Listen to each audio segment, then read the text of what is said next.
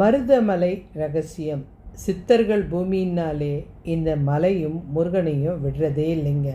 இந்த மருதமலையிலையும் ரகசியம் இருக்குது. ஆமாங்க, இங்கே முருகன் இருக்காரா? அப்போ கண்டிப்பாக ஏதாவது ஒரு சித்தர் இருப்பார்.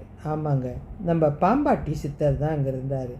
இந்த பாம்பாட்டி சித்தர் இந்த பாம்புகளை அடக்கக்கூடியவர். இவரை பார்த்ததுமே பாம்புகள் தானாக விலகி ஓடிடும். அதுவும் இல்லாமல் அந்த பாம்பு யாரையும் கடிக்காது. எல்லாமே ஒரு மயக்கத்தில் தான் இருக்கும். ஏன்னா அவர்கிட்ட அந்த மயக்க உணர்வு கொடுக்கக்கூடிய சக்தி இருக்குது. இது இல்லாமல் அங்கே இவருக்காக ஒரு குகை இருக்குது. அந்த குகையில் தான் உட்காந்து அவர் தவம் பண்ணியிருக்காரு பல ஆண்டுகளாக. அந்த இடம் ஒரு தெய்வீக நறுமண பூக்களோட வாசனை அதிகமாக இப்போவும் வருது. அந்த குகைக்கு போனீங்கன்னா நீங்களும் கொஞ்சம் நேரம் உட்காந்து தவம் பண்ணுங்கள். இந்த மாதிரி சக்தி கிடைக்கிறதெல்லாம் ரொம்ப கஷ்டம். போனீங்கன்னா மிஸ் பண்ணாதீங்க. இதில் இன்னொரு ரகசியமாக இருக்குது. இப்போ இந்த பாம்பாட்டி சித்தர் இல்லை, ஆனால் அந்த பாம்பாட்டி சித்தர் குகையிலேருந்து முருகனுடைய கருவறை வரைக்கும் ரகசிய வழி இருக்குது. இது மூலமாக அவர் அரூபமாக அது வழியாக உள்ளே போய் முருகனை பார்த்துட்டு வராரு.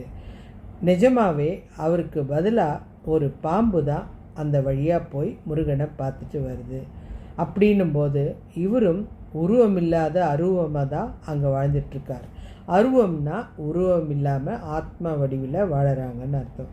இந்த மலையில் நிறைய மூலிகைகள் இருக்குது, அதோட வாசங்கள் இருக்குது. அதனால் உடல் நோய், மன தூய்மை, உடலுக்கு சக்தி, இது எல்லாமே கிடைக்குது.